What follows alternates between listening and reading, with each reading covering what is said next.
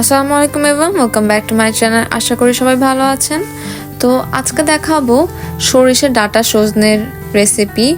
খুবই ঝটপট করে কীভাবে আপনারা এই সরিষার ডাঁটা সজনার রেসিপিটা বানাতে পারবেন সেটাই দেখানোর চেষ্টা করছি। তো এখানে আমি নিয়ে নিয়েছি সরিষা আর কয়েকটা কাঁচামরিচ, এগুলো এখন বেটে নেব।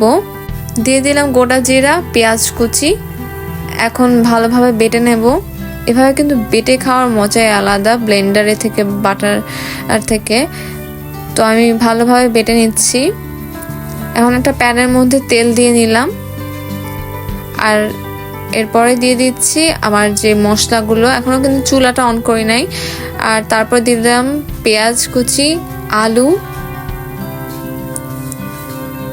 দিয়ে দিচ্ছি রসুন আদা বাটা, টমেটো,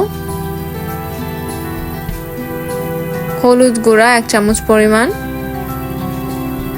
জিরা গুঁড়া 1 চামচ পরিমাণ, মরিচ গুঁড়া আপনারা কিন্তু স্বাদ মতন দিয়ে কম বেশি করে নিতে পারেন।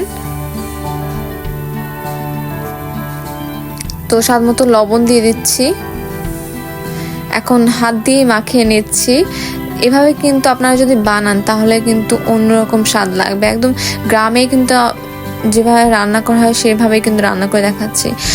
তো দিয়ে দিচ্ছি ডাঁটা,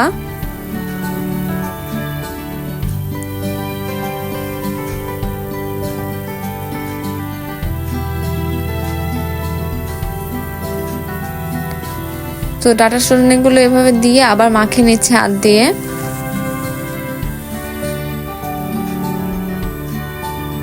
আপনারা যারা হাত দিয়ে এভাবে মাখাতে না চান তারা কিন্তু চামচ ইউজ করতে পারেন। আর তারপরে পানি দিয়ে দিলাম পরিমাণ মতো। এখন হয়ে গিয়েছে। এখন জাস্ট ঢাকনা দিয়ে চুলাটা অন করে দেব। 15 থেকে 20 মিনিটের মধ্যেই কিন্তু আপনাদের রেসিপি হয়ে যাবে। দেখতেই পাচ্ছেন কত সুন্দর একটা কালার চলে এসেছে।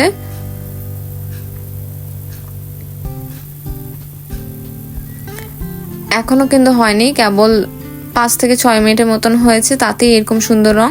এখন আবার ঢাকনা দিয়ে ঢেকে রাখবো।